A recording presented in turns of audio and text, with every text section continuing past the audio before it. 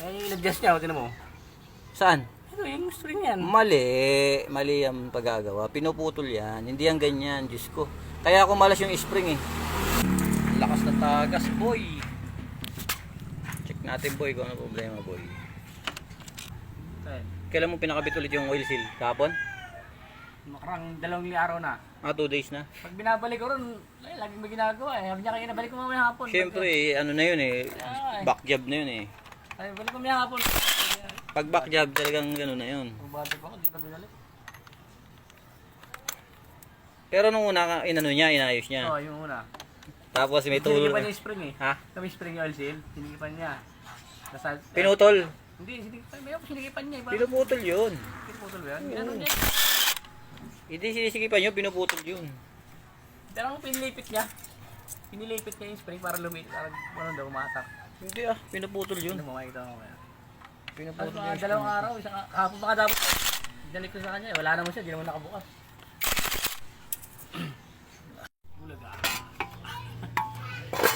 So, grabe lang iso. Lupit. Sabi niya, naglalangis na. Ito yung nag-aaral dyan, no? Kaya madulas. Oo. Hindi makaarangkada. Yan dulas na yan. Yan naglalangis yung belt mo. Dito siya nagpalit. Oo, yan. Pinilan natin. Hindi, yung ano na yun, oil Ay, seal dito. Yung shield dito. Ay, hindi sa pulley. Ay, hindi sa dito. Dito pala. Ano tawag yan? Sa pulley yan. Hindi pantay. Ayan ganda ng pagkakagawa, boss. Bagong palit yung oil seal. Ayan, dito mo. Oh, Ay, gumagalaw. sira na. Sila rin yung sila rin magaganyan? Ayun, wala na, kinain na. Kaya talagang tatagas yung langis mo dyan, oh. Ay, nag-adjust niya, tinan mo. Saan? Ito, yung string yan. Mali ang paggagawa. Pinuputol yan. Hindi yan ganyan, Diyos ko. Kaya ako malas yung spring eh. Kasi, wala, nakaganyan, oh. Mali yan. Grabe. Bago-bago ng oil seal. Hindi, mali yan. Pinuputol yan, hindi yan iniikot na ganyan. Hindi, bakit yung unang kabit niya, tumagas pa rin? Hindi niya pinutulan eh. Ito, kutulan to? Oo. Tapos nung ginawa niya, inikot niya. So mali. Sablay lalo. Oo. Dahil pinuputulan niya ng spring. Ayun, kinain na. Oh. Baka may ganyan ka dyan. Wala ako niyan. Sa labas ka bibili. Kaya wala nang kapit yung ano niya, oh. Yung motor niya wala nang kapit dahil sa mga langis na kumapit dito sa belt. Ayan, madulas na masyado. Ayan, ito yung langis ng belt, oh, sa gilid. Dahil dun sa maling pagkakabit ng oil seal. So ito okay naman, talagang dun lang ang problema.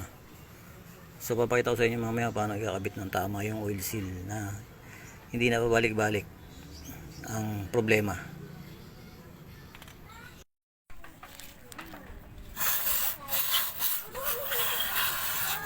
May langis pa ba makina mo? Kine-check mo pa? Ang tagas. Kaya tinsuliwala na nakaraan niya bago ako naglagay ng oil seal. Ay, ang ginagawa ko nung tumatagas na, naglalagay na ako ng Mo, mamaya. Ano, naggamot na kaya. May kulang na pasal sa ano. Kahit maglagay ka, check mo pa rin. Ganito lang yan mga boy, oh. Ayan, oh. Pinutol ko yung dulo. Tatansyahin nyo lang, yan, ganyan kaliit. Pinutol lang ng plies. Hindi napakita kanina, no. Ilang beses ko na yan pinakita sa vlog ko.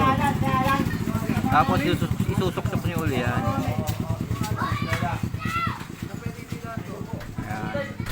Susuksok nyo lang ulit yan. Eh, yung dati, anong ginawa?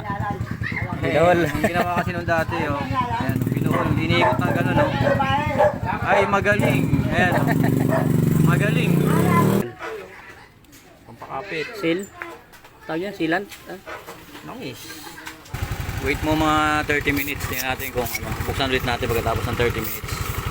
Para malaman natin kung may tagas pa.